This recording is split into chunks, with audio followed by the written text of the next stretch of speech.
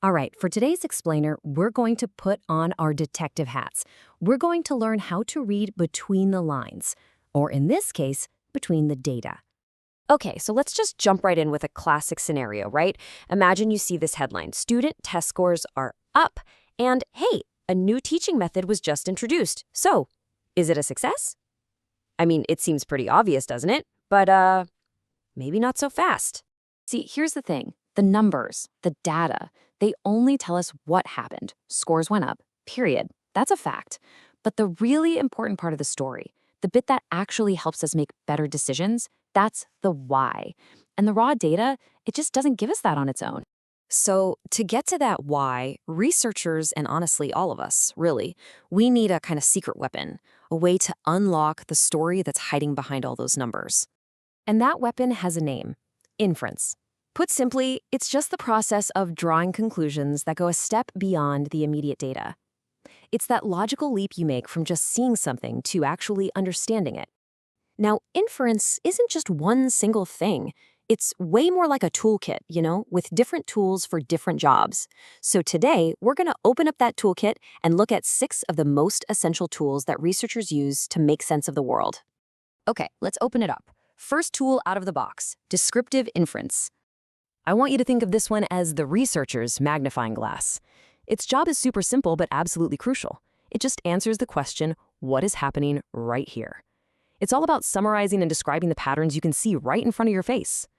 So for example, a researcher might survey a classroom and find out, hey, 70% of these particular students prefer group activities.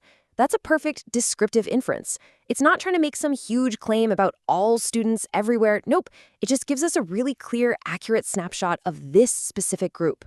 All right, tool number 2 is statistical inference. And this is where we start to zoom out and think a little bigger. This one's all about using a small, manageable group, a sample, to make a big, educated guess about an entire population. It uses the power of probability to figure out, is this result for real, or could it have just happened by pure chance? This is exactly how a study of, say, 50 students can tell us something really meaningful about thousands.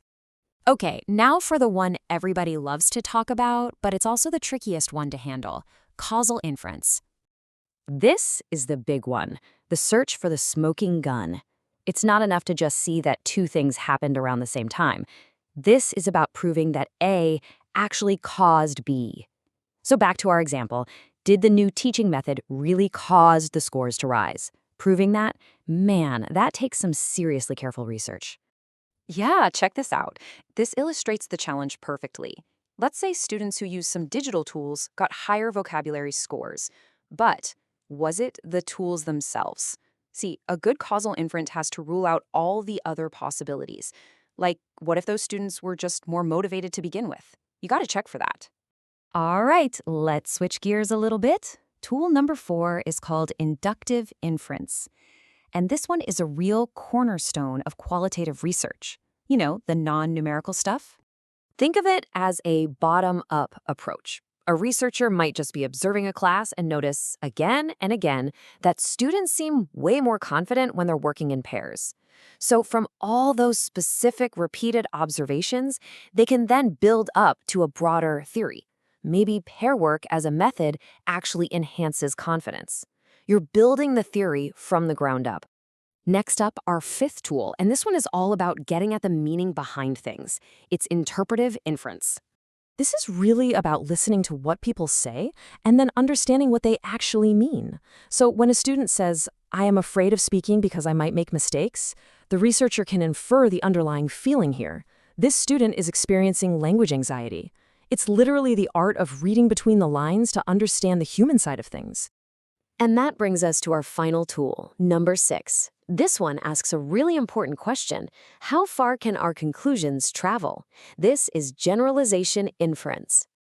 And you know what? It works a little differently depending on what kind of research you're doing. So in quantitative number crunching studies, you generalize your findings statistically to a big population. But in qualitative studies, it's more about something called transferability. The question becomes, can the insights we learned from this one classroom be usefully applied to another similar classroom? Okay, so there you have it, our 6 tools.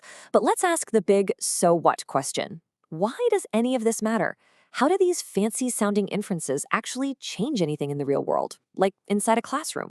Well, the impact it's huge. I mean, think about it. When they're done right, these inferences let us pinpoint teaching methods that truly work. They help us get what students really need. They help us build the new theories that push education forward. And maybe most importantly, they help us make sure that big decisions are based on actual evidence, not just guesswork. The point is, this isn't just some abstract academic exercise. It's incredibly practical. And that brings us to the final verdict, really. We started with a single, simple data point. Test scores are up. And now we've unpacked a whole toolkit for how to think like a data detective. Because ultimately, that's what inferences are. They are the essential bridge. They're what turn that raw, silent data into meaningful, practical knowledge. The kind of knowledge we can actually use to make things better. So I'm going to leave you with this thought. The next time you see a headline or hear about some new research claim, don't just accept the what. Dig a little deeper. Think about the why. What's the very first question you're going to ask about the inference they're making?